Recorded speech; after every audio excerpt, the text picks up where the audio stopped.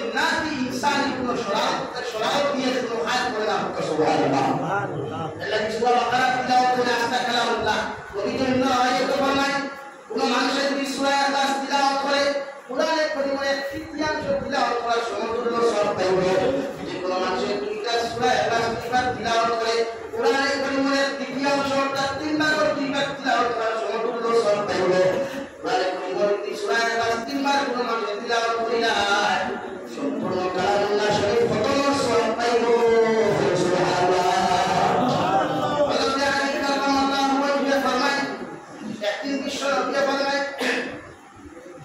সর্বপ্রথম যে মানুষের কালামুল্লাহ শরীফ তিলাওয়াত করতে পারবে এই দুনিয়া সবটাই পেতে সব পাইবে সুবহানাল্লাহ আল্লাহু তাআলা অনুসহ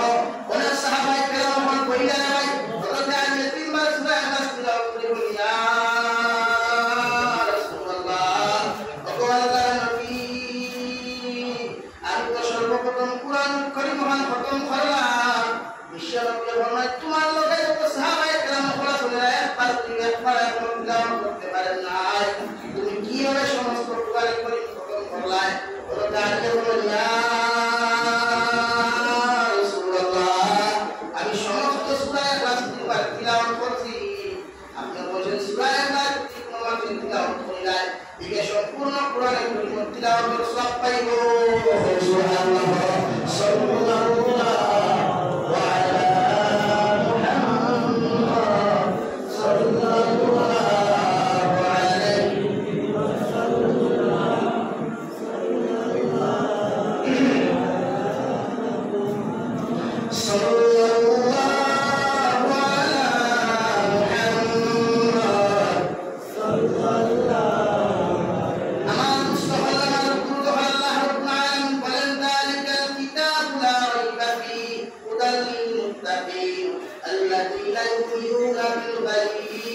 ويقيمون الصلاة ومما رزقناهم ينفقون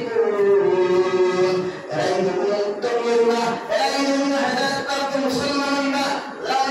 আল্লাহ প্রতি বিশ্বাস করো আল্লাহ কি বলে কোনদিন দেখে নাই আল্লাহ কোনদিন দেখে নাই না দেখে আল্লাহ ঢায়া কোরআন মুআফিক দিন থেকে যখন তুমি হাজাইব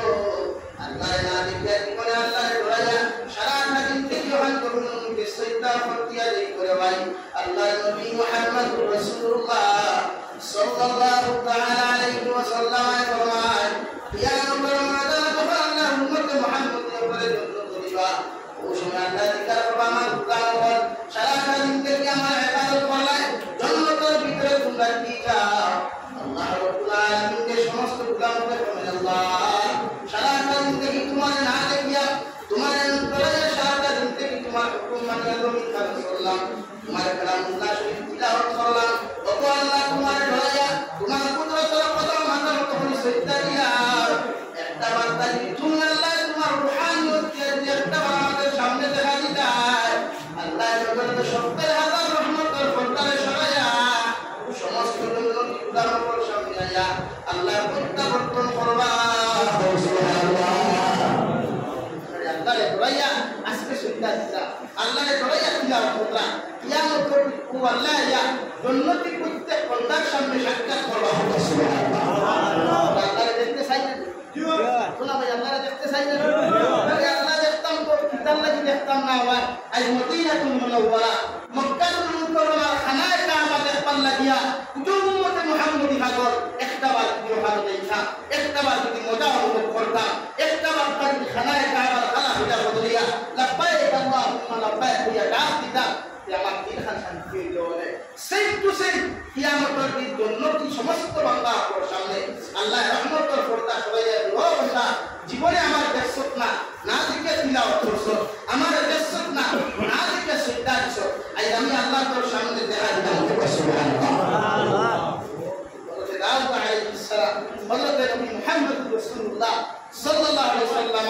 অনুষ্ঠানে তিলাওয়াত করবা আল্লাহ কালামুল্লাহ শরীফের সূরা রহমান থেকে তিলাওয়াত করবা সুবহানাল্লাহ ইওয়াল্লাহু তাআলা ইবত ভাই গুনাহ থেকে নিজের বাঁচাওয়া নাফরমানি থেকে নিজের বাঁচাওয়া আল্লাহ के वास्ते दुनिया को सुनाए दुनिया शायद कत दुख हाय हाय हजार दुख होले से मारे हल्के दुख